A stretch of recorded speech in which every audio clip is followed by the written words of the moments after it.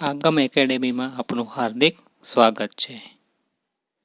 તો આજે આપણે વિજ્ઞાન વિષયમાં ચેપ્ટર 1 રાસાયણિક પ્રક્રિયાઓ અને સમીકરણોનો અભ્યાસ કરીશું.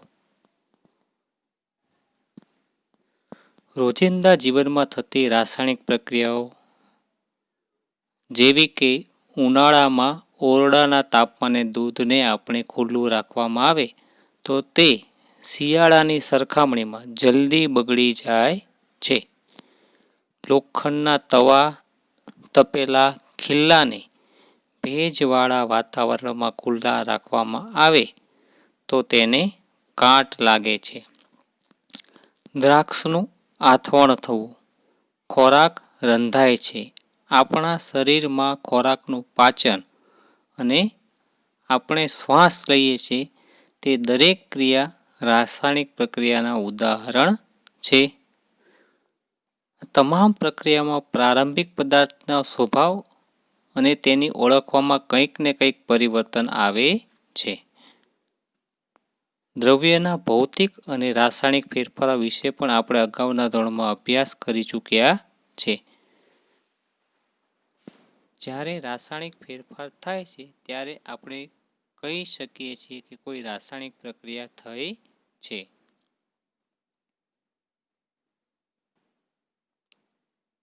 રાસાયણિક પ્રક્રિયાનો અર્થ જાણવા માટે આપણે અહીં કેટલીક પ્રવૃત્તિઓ જોઈશું. પ્રવૃત્તિ નંબર 1.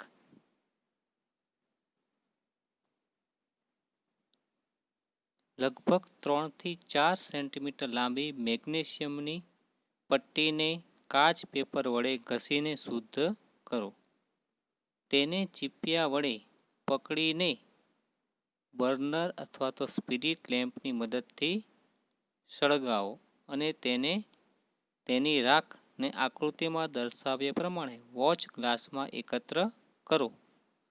મેગ્નેશિયમની પટ્ટી તમારી આંખથી શક્ય તેટલી દૂર રાખીને સળગાવવાની છે. તમે શું અવલોકન કરો છો?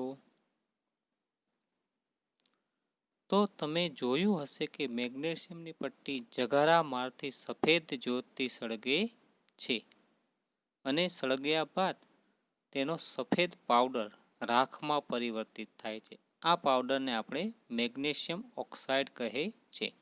એટલે મેગ્નેશિયમની પટ્ટી જ્યારે હવામાં ઓક્સિજનની હાજરીમાં સળગે ત્યારે તે ઓક્સિજન સાથે સંયોજાઈ મેગ્નેશિયમ ઓક્સાઇડ બનાવે છે.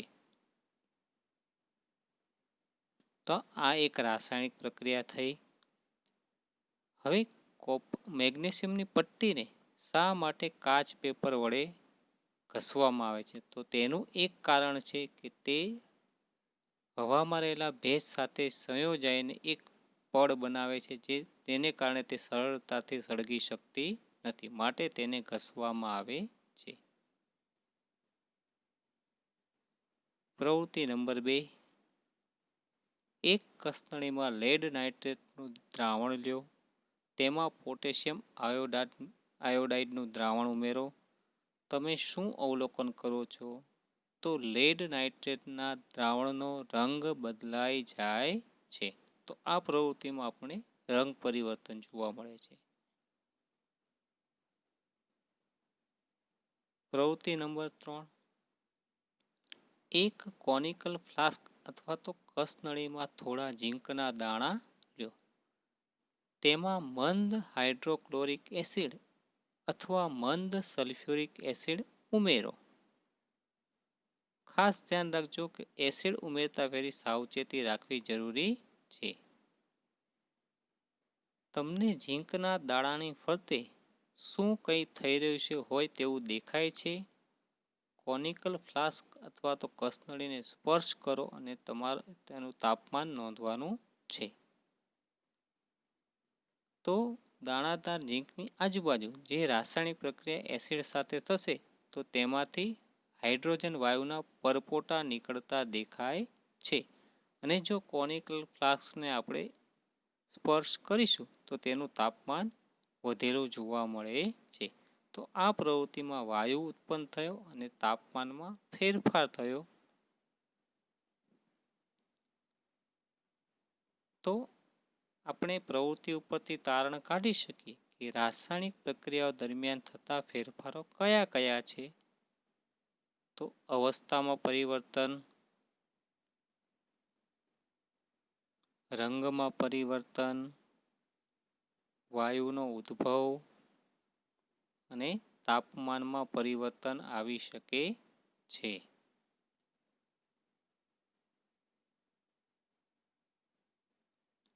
રાસાયણિક સમીકરણો. જ્યારે મેગ્નેશિયમની પટ્ટીને હવામાં સળગે છે ત્યારે તે મેગ્નેશિયમ ઓક્સાઇડમાં રૂપાંતર થાય છે. જો આપણે આ વાક્ય સ્વરૂપે કહીએ તો ઘણું વિસ્તૃત વર્ણન કરવું પડે છે. જો એને ટૂંકમાં સંક્ષિપ્ત સ્વરૂપે લખવું હોય તો સરળતાનો માર્ગ તેના શાબ્દિક સમીકરણ સ્વરૂપમાં લખી શકાય છે. એટલે આ પ્રક્રિયાને આપણે નીચે મુજબ લખી શકીએ, જેમ કે magnesium plus oxygen gives magnesium oxide. તો અહીં ડાબી બાજુ મેગ્નેશિયમ અને ઓક્સિજન છે તે પ્રક્રિયામાં ભાગ લઈ રહ્યા છે, તેને આપણે પ્રક્રિયકો કહીશું. અને અંતિમ નિપજ મેગ્નેશિયમ ઓક્સાઇડ છે, જેને આપણે નિપજ તરીકે ઓળખવામાં આવે છે. પ્રક્રિયકો એટલે કે LHS બાજુ ડાબી બાજુ પ્રક્રિયકો વચ્ચે પ્લસ અને નિપજમાં જો એક કરતાં વધારે નિપજ મળે તો પણ તેમની વચ્ચે પ્લસની નિશાની દર્શાવવામાં આવે છે. અને વચ્ચે પ્રક્રિયકો અને નિપજની વચ્ચે એરો મૂકવામાં આવે છે. તો અહીં શાબ્દિક સમીકરણ સ્વરૂપે આપણે લખ્યું.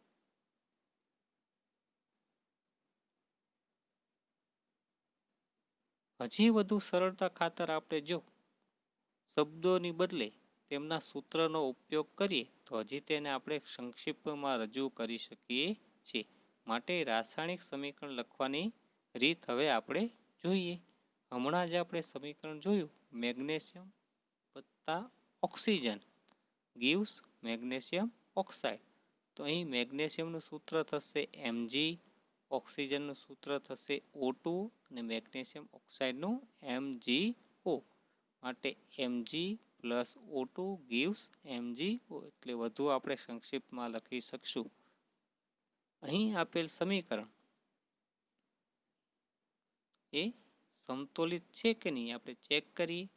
ડાબી બાજુ પ્રક્રિયકો અને જમણી બાજુ નિપજો રહેલી છે. દરેક બાજુ પરમાણુઓની સંખ્યા સમાન છે. જો ન હોય તો સમીકરણ અસમતોલિત કહેવામાં આવે છે. બંને તરફના દળ સમાન નથી. આ ફક્ત માળખાકીય રાસાયણિક સમીકરણ કહેવામાં આવે છે.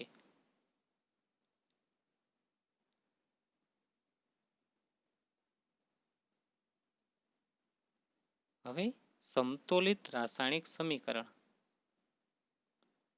એના માટે આપણે ધોરણ 9માં દળ સંચયનો નિયમનો ઉપયોગ કર્યો હતો. દળ સંચયનો નિયમ એટલે કે જો કોઈ પણ રાસાયણિક પ્રક્રિયામાં દળનું સર્જન થતું નથી કે તેનો વિનાશ થતો નથી, એટલે કે રાસાયણિક પ્રક્રિયા દરમિયાન નિપજોમાં હાજર રહેલા તત્વોનું કુલ દળ એ પ્રક્રિયકોમાં હાજર રહેલા તત્વોના કુલ દળ જેટલું જ હોય છે, જેને દળ સંચયનો નિયમ કહે છે. ટૂંકમાં દળ બદલાતું નથી, જળવાઈ રહે છે. બીજા શબ્દોમાં કહીએ તો કોઈ પણ રાસાયણિક પ્રક્રિયા શરૂ થતા પહેલા અને પૂર્ણ થવા બાદ તેમાં રહેલા તત્વોના પરમાણુની સંખ્યા સમાન જ રહે છે.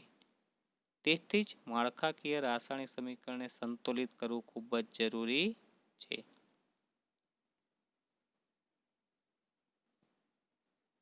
નીચે આપેલા સમીકરણને આપણે તબક્કાવાર રાસાયણિક સમતોલિત કરતા શીખીએ. Zinc plus sulphuric acid zinc sulphate plus hydrogen, જેને સૂત્ર સ્વરૂપે લખીએ તો Zn plus H2SO4 gives ZnSO4 plus H2. અહીં તત્વો કયા કયા છે સમીકરણમાં? તો ઝીંક, Zn, હાઇડ્રોજન, સલ્ફર અને ઓક્સિજન. ડાબી બાજુએ રહેલા પ્રક્રિયકોમાં પરમાણુની સંખ્યા ઝીંક 1, હાઇડ્રોજન 2, સલ્ફર 1 અને ઓક્સિજન 4 રહેલા છે. જ્યારે નિપજોમાં જોઈએ તો ઝીંક 1, સલ્ફર 1, હાઇડ્રોજન 2 અને ઓક્સિજન 4. તો જોયું કે બંને બાજુ પરમાણુની સંખ્યા સમાન છે. તો આ સમીકરણને આપણે સમતોલિત રાસાયણિક સમીકરણ કહેવામાં આવે છે.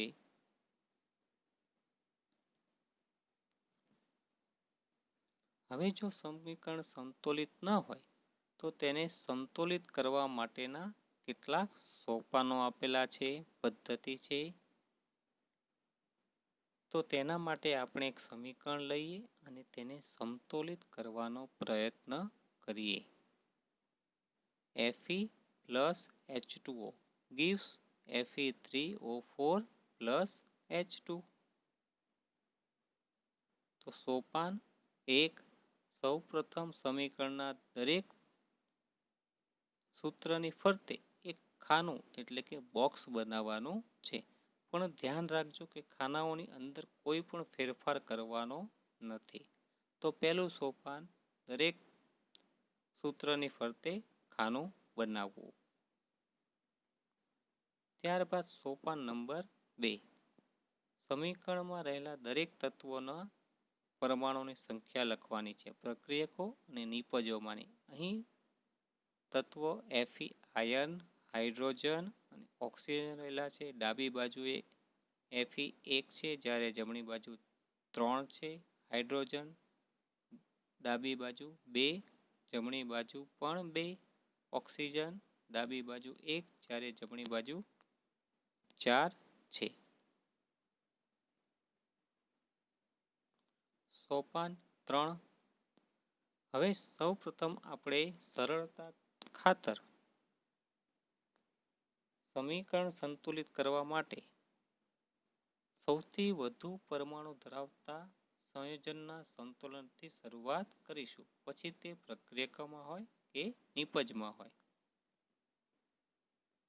તો આ માપદંડ પ્રમાણે આપણે Fe3O4 અને તેમાં રહેલા ઓક્સિજન તત્વની પસંદગી કરીએ, કારણ કે સૌથી વધુ પરમાણુ ઓક્સિજનના અને તે નિપજમાં રહેલા છે, 4 છે. અને ડાબી બાજુએ ફક્ત એક જ પરમાણુ રહેલો છે. તો અહીં જોઈએ આપણે શરૂઆતમાં પ્રક્રિયકમાં H2Oમાં હાઇડ્રોજન, ઓક્સિજન એક જ છે, જ્યારે નિપજ Fe3O4માં ઓક્સિજન છે 4. માટે પ્રક્રિયકમાં 1 છે, તેની સાથે આપણે 4 ગુણીએ તો 4માં પરિવર્તન થશે. એટલે બોક્સની બહાર આપણે H2O સાથે 4 લગાડી દઈશું, જેથી ઓક્સિજનની સંખ્યા થશે 4, જે જમણી બાજુ પણ 4 રહેલી છે. માટે સમીકરણ હવે આ મુજબ થશે. Fe plus 4H2O gives Fe3O4 plus H2. તો અહીં સૌ પ્રથમ ઓક્સિજનની પરમાણુની સંખ્યા સમાન કરવામાં આવી. ત્યારબાદ હવે કયા પરમાણુ રહ્યા? તો હાઇડ્રોજન અને આયન. તો તે પૈકી કોઈ પણ એકને પસંદ કરીને આપણે આગળ વધીએ. તો અહીં આપણે હાઇડ્રોજન પરમાણુને સંતુલિત કરીએ. તો શરૂઆતમાં પ્રક્રિયકમાં હાઇડ્રોજન પરમાણુ છે 4H2O, માટે 4H2 એટલે કે 4 દુ 8, એટલે હાઇડ્રોજનના પરમાણુ અહીં 8 ગણવામાં આવે. જ્યારે નિપજમાં H2 માટે 2 જ રહેલા છે, એટલે પ્રક્રિયકમાં 8, જ્યારે નિપજમાં 2. તો 2 સાથે આપણે 4 ગુણીએ તો તે 8માં રૂપાંતર થઈ શકશે. એટલે H2ની આગળ આપણે 4 મૂકીશું. તો સમીકરણ આ મુજબ થશે. Fe plus 4H2O gives Fe3O4 plus 4H2. માટે બીજો તત્વ એટલે કે હાઇડ્રોજન પણ અહીં બંને બાજુ સંતુલિત થયું. હજી સમીકરણ આપણું સંપૂર્ણપણે સંતુલિત નથી. અહીં આયન પરમાણુ બાકી છે. તો શરૂઆતમાં લોખંડ પ્રક્રિયકમાં 1 જ છે, જ્યારે નિપજમાં તે Fe3 એટલે કે 3 છે. એટલે પ્રક્રિયકમાં 1 ગુણ્યા 3 કરવામાં આવે તો આયનનું પણ સંતુલિત થઈ શકે. તો હવે આ બાજુ પ્રક્રિયકમાં 3 ગુણવાથી 3Fe plus 4H2O gives Fe3O4 plus 4H2. તો આ પ્રમાણે આપણું સમીકરણ હવે સંતુલિત થઈ ગયું, જેને આપણે સંતુલિત રાસાયણિક સમીકરણ કહેવામાં આવે છે. હવે બંને તરફ રહેલા પરમાણુની સંખ્યા સમાન છે. આ પદ્ધતિને આપણે હીટ એન્ડ ટ્રાયલ પદ્ધતિ કહેવામાં આવે છે. ત્યારબાદનું સોપાન ભૌતિક અવસ્થાઓની સંજ્ઞા લખવી. તો ભૌતિક અવસ્થાઓ જેમ કે કોઈ પણ તત્વ ઘન, પ્રવાહી, વાયુ કે તેનું જલીય દ્રાવણ, તે અવસ્થા દર્શાવવી ખૂબ જ જરૂરી છે. તો અહીં અવસ્થાઓ માટે જી, સ્મોલ જી એટલે કે વાયુ અવસ્થા, સ્મોલ એલ એટલે કે પ્રવાહી અવસ્થા, એક્યુ એટલે કે જલીય અવસ્થા અને એસ એટલે કે ઘન અવસ્થા દર્શાવે છે. તો આપેલ સમીકરણમાં આપણે તે લખીએ 3Fe કૌંસમાં એસ એટલે કે તે ઘન અવસ્થામાં છે, પ્લસ 4H2O અને જી એટલે કે પાણીની તે વરાળ ગેસ વાયુ અવસ્થામાં છે. જ્યારે gives Fe3O4 એસ એટલે કે તે ઘન અવસ્થામાં છે, પ્લસ 4H2 જી તે પણ વાયુ અવસ્થા સૂચવે છે. તો સંજ્ઞા લખવી પણ ખૂબ જ જરૂરી છે. તો આ પ્રમાણે આપણે આજે રાસાયણિક સમીકરણ સંતુલિત કરતા શીખ્યા. આભાર.